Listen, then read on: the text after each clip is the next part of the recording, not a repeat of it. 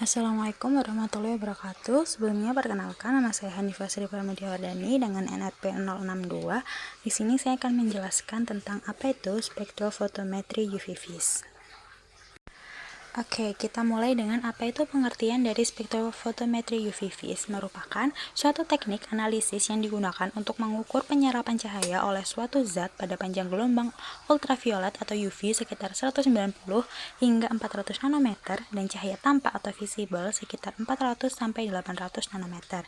Teknik ini didasarkan pada prinsip bahwa molekul akan menyerap cahaya pada panjang gelombang tertentu yang berkaitan dengan struktur elektroniknya. Selanjutnya adalah prinsip spektrofotometri UV vis, yaitu memancarkan cahaya dengan panjang gelombang tertentu melalui sampel. Sebagian cahaya diserap oleh sampel dan sisanya diteruskan. Intensitas cahaya yang diserap diukur dan digunakan untuk menentukan konsentrasi zat dalam larutan menggunakan Lambert-Beer. Hukum Lambert-Beer menyatakan bahwa adanya hubungan linearitas antara adsorban dengan konsentrasi larutan analit dan berbanding terbalik dengan transmitannya. Rumus hukum Lambert-Beer adalah sebagai berikut, di mana A merupakan absorbansi, B adalah panjang lintasan, C adalah konsentrasi, dan epsilon adalah absorbansivitas molar.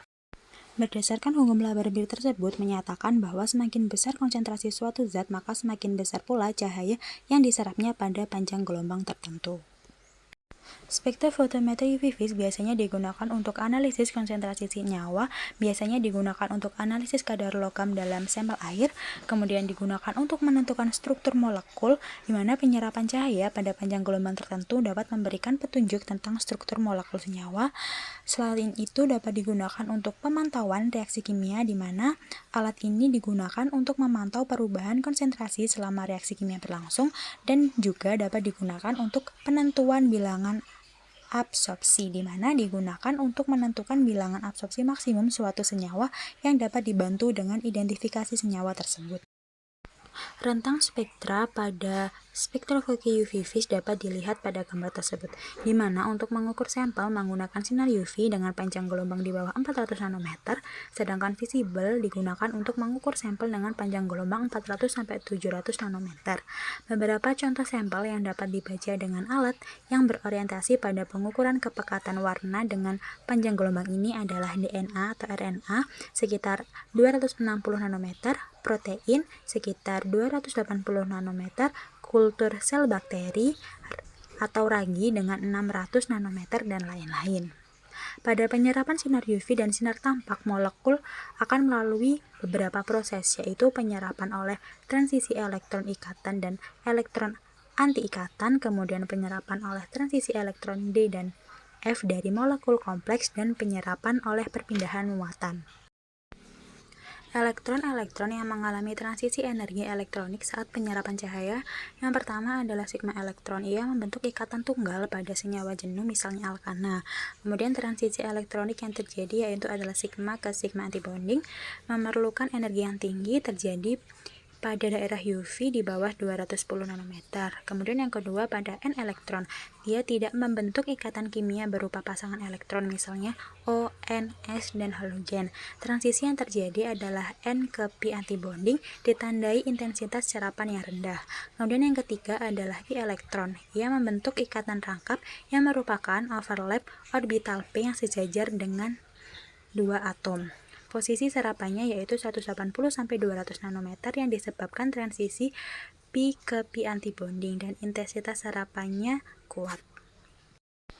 Spektroskopi UV vis dapat digunakan untuk analisis kuantitatif dan kualitatif. Untuk analisis kuantitatif, aplikasinya sangat terbatas. Hal ini dikarenakan pita serapan cenderung lebar dan informasinya kurang detail. Adanya pita serapan yang lebar ini dikarenakan energi yang terjadi transisi dari sigma ke sigma antibonding, N ke sigma antibonding, N ke pi antibonding, dan pi ke pi antibonding. Transisi dari sigma ke sigma antibonding butuh energi paling besar sehingga tidak mempunyai serapan pada daerah UV dekat. Misalnya propana, serapan maksimal pada panjang gelombang 135 nanometer. Sedangkan pada transisi N ke pi, transisi energi terendah yaitu pada daerah panjang gelombang lebih panjang, misalnya senyawa aldehid atau keton jenuh yang menunjukkan serapan maksimal pada 280 nanometer. Komponen instrumen spektrofotometer meliputi yang pertama adalah sumber cahaya digunakan untuk mengukur serapan molekul, kemudian ada monokromator digunakan untuk memisahkan spektrum warna sesuai dengan panjang gelombang yang dipilih, kemudian ada detektor yang digunakan untuk mendeteksi panjang cahaya yang telah melewati sampel, dan amplifier yang digunakan untuk meningkatkan sinyal. Selanjutnya, cara kerja pada alat ini dimulai dari cahaya utama yang berasal dari lampu deuterium atau wolfram. Kemudian akan diteruskan melalui lensa ke monokromator dan filter cahaya pada fotometer. Lalu, monokromator akan merubah cahaya polikromatis menjadi cahaya tunggal atau monokromatis. Bekas cahaya yang memiliki panjang gelombang tertentu kemudian akan melalui sampel yang memiliki zat tertentu. Oleh sebab itu, ada larutan yang akan melalui proses absorpsi dan ada pula yang tidak. Setelah itu, hasil cahaya akan diterima oleh detektor. Sehingga detektor akan menghitung hasil cahaya dan mengetahui hasil cahaya mana yang diserap oleh sampel. Serapan cahaya tersebut memiliki ukuran yang sama atau sebanding dengan konsentrasi zat di dalam sampel, sehingga dapat diketahui konsentrasi dari sampel yang diuji. Berikut merupakan contoh spektrum absorpsi UV vis dari nanopartikel perak dengan variasi konsentrasi PVP yang dapat dilihat pada gambar tersebut.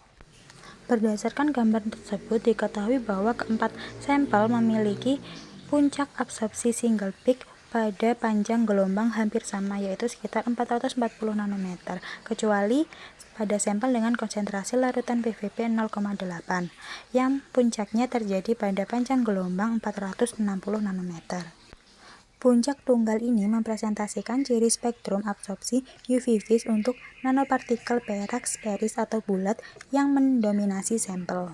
Pada sampel dengan konsentrasi PVP 1 milimol dan 2 milimol ada kecenderungan tambahan puncak absorpsi pada panjang gelombang sekitar 350 nanometer, yang diduga merupakan representasi bentuk geometri lain dari nanopartikel perak juga tumbuh pada sampel.